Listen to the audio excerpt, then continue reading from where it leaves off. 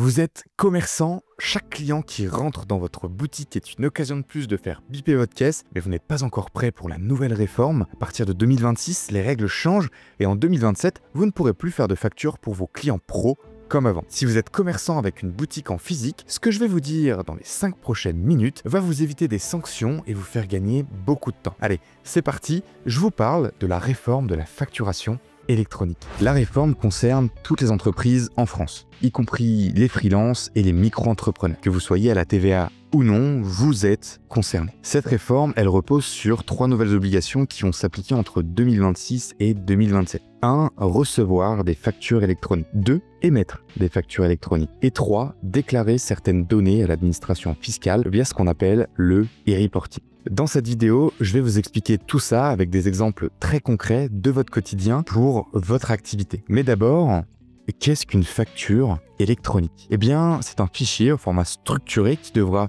suivre des normes très précises. Il existe plusieurs types de formats de facture électronique, l'UBL, le C2I et le FactureX. Bon, on utilisera le format FactureX en petites et moyennes entreprises. Les autres formats, c'est plus pour les grosses entreprises. Une FactureX, c'est en fait un PDF lisible par un être humain comme avant, qui possède en plus un fichier de données structuré appelé XML. Pour faire court, c'est un système qui permet de ranger les données pour que ce soit plus facile à comprendre pour des ordinateurs, logiciels et l'administration fiscale. Donc, fini les factures papier, les factures scannées, les factures au format PDF et même les factures PDF envoyées par email, ce ne sont pas des factures électroniques. Ok, maintenant que vous savez ce que c'est qu'une facture électronique, parlons de la première obligation. Dès le 1er septembre 2026, vous devrez être capable de recevoir des factures électroniques qui seront émises par de très grandes entreprises en France. Exemple très concret. Vous réglez chaque mois votre abonnement fibre pro chez Orange, facture d'énergie EDF, ou vous vous fournissez auprès d'un géant pour refaire votre stock de boissons et de produits d'épicerie chez Métro France. Ces entreprises devront vous envoyer leurs factures dans un format électronique conforme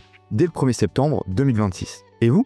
À cette même échéance, vous devrez être équipé d'un logiciel pour les recevoir. Avec Abi, toutes vos factures d'achat seront reçues au bon format, triées automatiquement et prêtes à être utilisées pour votre compta gratuitement. On passe à la deuxième obligation. À partir du 1er septembre 2027, si vous facturez des entreprises en France, vous aussi, vous devrez émettre vos factures au format électronique dans le format officiel. Donc, plus de PDF fait à la main ou envoyé par mail, mais plutôt le format FactureX. Vous devrez utiliser un logiciel qui transmet vos factures dans le circuit officiel via une plateforme de dématérialisation partenaire qu'on appelle une PDP. Exemple concret, vous vendez un lot de produits à un restaurant voisin, à une entreprise qui passe commande, ou tout simplement à un professionnel qui entre dans votre boutique, achète un article au détail et vous demande une facture au nom de sa société. La facture devra être envoyée à votre client via une PDP et transmise automatiquement à l'administration fiscale. Sur un logiciel comme Abi, la facturation électronique, c'est gratuit.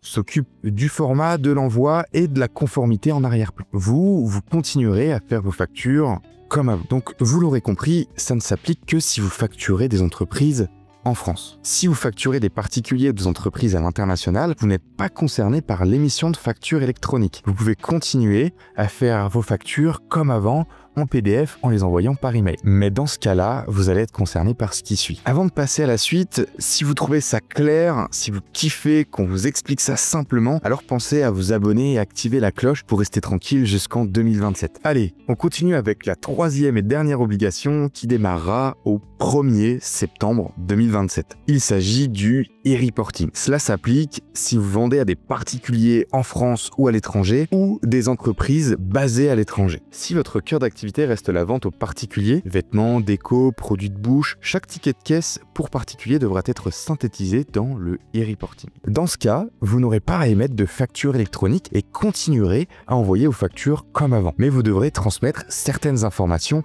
à l'administration fiscale. On appelle ça le e-reporting. C'est une sorte de déclaration URSSAF à faire en plus, dans laquelle vous devrez déclarer l'équivalent de votre livre des recettes, montant hors taxe, TVA, date d'encaissement, etc. Et en fonction de votre régime fiscal, cette déclaration sera à faire tous les mois ou tous les 2 mois. L'avantage avec Abi, c'est gratuit et c'est qu'on générera automatiquement ce e-reporting à partir de vos données de facturation et vous n'aurez qu'à le transmettre en ampli. Voilà ce que vous devez retenir si vous tenez une boutique en physique. 1. Vous devrez être capable de recevoir des factures électroniques dès septembre 2026. 2. Vous devrez émettre des factures électroniques pour vos clients pro en France dès septembre 2027. Et 3. Vous devrez faire du e-reporting si vous facturez à l'étranger ou à des particuliers dès septembre 2027. Chez Abi, tout ça c'est géré automatiquement. Et toutes les fonctionnalités liées à la réforme de la facturation électronique sont gratuites. Restez concentrés sur vos ventes et vos clients, on charge de la paperasse.